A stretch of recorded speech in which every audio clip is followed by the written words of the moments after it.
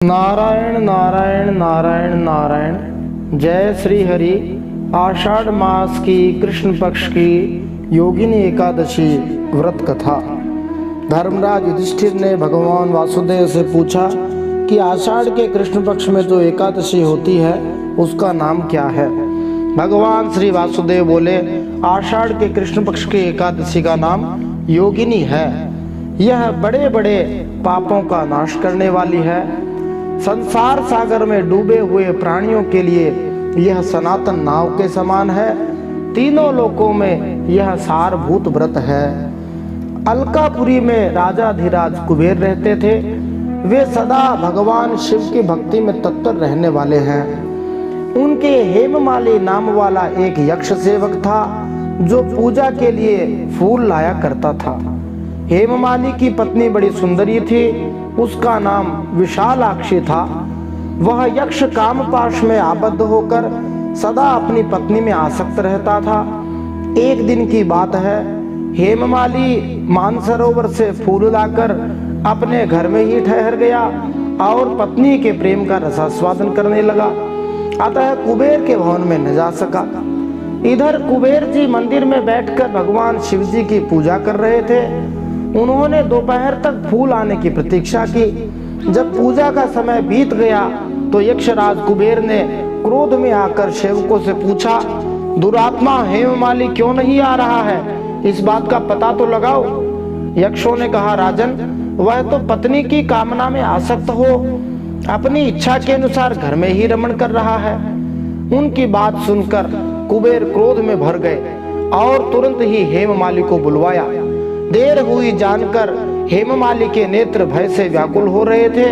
वह आकर कुबेर के सामने खड़ा हो गया। उसे देखकर कुबेर जी की आंखें क्रोध से लाल हो गई। वे बोले, ओ पापी, ओ दुष्ट, अरे दुराचारी, तूने श्री भगवान की अवहेलना की है। अतः कोढ़ से युक्त और अपनी उस प्रियतमा से वियुक्त होकर इस स्थान से भ्रष्ट होकर अन्यत्र चला जा। कुबेर के ऐसा कहने पर वह उस स्थान से नीचे गिर गया। उस समय उसके हृदय में महान दुख हो रहा था। कोढ़ों से सारा शरीर पीड़ित था, परंतु शिव पूजा के प्रभाव से उसकी स्मरण शक्ति लुप्त नहीं होती थी। पातक से दबा होने पर भी वह अपने पूर्व कर्म को याद रखता था। फिर इधर उधर घूमता हुआ वह पर्वतों में श्रेष्ठ मेरुगिरी के शिखर पर गया। वहां उसे तपस्या के पुंज मुनिवर मार्कंडेय जी का दर्शन हुआ। पाप कर्मा यक्ष ने दूर से ही मुनि के चरणों में प्रणाम किया। मुनिवर मार्कंडेय ने उसे भय से कांपते देखकर परोपकार की इच्छा से पास बुलाकर पूछा, तुझे कोढ़ के रोग ने कैसे दबा लिया? तू क्यों इतना अधिक निंदनीय जान पड़ता है? यक्ष बोला, मुने, मैं कुबेर का अनुचर हूँ। मेरा नाम हेममाली है। मैं प्रतिदिन मानसरोवर से फूल ले आकर शिव पूजा के समय कुबेर को दिया करता था। एक दिन पत्नी सहवास के सुख में फंस जाने के कारण मुझे समय का ज्ञान ही नहीं रहा। अतः राजाधिराज कुबेर ने कुपित होकर मुझे शाप दे दिया, जिससे मैं कोढ़ से आक्रांत होकर अपनी प्रियतमा से बिछुड़ गया। मुनिश्रेष्ठ, इस समय किसी शुभ कर्म के प्रभाव से मैं आपके पास आ पहुंचा हूँ। संतों का चित्त स्वभावतः परोपकार में ही लगा रहता है। यह जानकर मुझ अपराधी को कर्तव्य का उपदेश दीजिए। मार्कंडेय जी ने कहा, तुमने यहाँ सच्ची बात कही है, असत्य भाषण नहीं किया है, इसलिए मैं तुम्हें कल्याणप्रद व्रत का उपदेश करता हूँ। तुम आषाढ़ मास के कृष्ण पक्ष में योगिनी एकादशी का व्रत करो। इस व्रत के पुण्य से तुम्हारी कोढ़ निश्चय ही दूर हो जाएगी। भगवान श्री कृष्ण कहते हैं, ऋषि के ये वचन सुनकर हेममाली दंड की भांति मुनि के चरणों में पड़ गया। मुनि ने उसे उठाया। इससे उसको बड़ा हर्ष हुआ।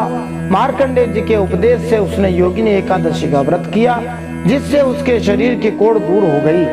मुनि के कथनानुसार उस उत्तम व्रत का अनुष्ठान करने पर वह पूर्ण सुखी हो गया। नृपश्रेष्ठ, यह योगिनी का व्रत ऐसा ही बताया गया है जो 88,000 ब्राह्मणों को भोजन कराता है। उसके समान ही फल उस मनुष्य को भी मिल जाता है जो योगिनी एकादशी का व्रत करता है।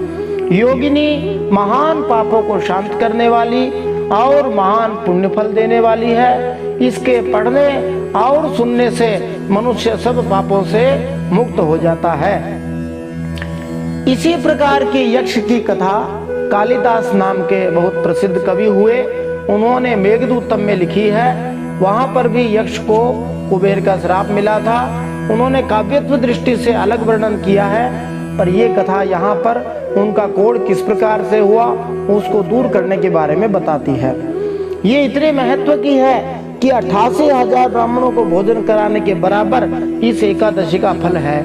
और साथ में इस कथा को पढ़ने से सुनने से मनुष्य सब पापों से मुक्त हो जाता है। तो इस कथा को दूसरों को भी सुनाना न भूलें, अवश्य इस कथा को दूसरों को सुनाना चाहिए। उससे श्री भगवान की कृपा प्राप्त हो जाती है, पापों से मुक्ति हो जाती है। यह योगिनी नामक एकादशी भगवान श्रीमन नारायण के चरणों में समर्पित हो।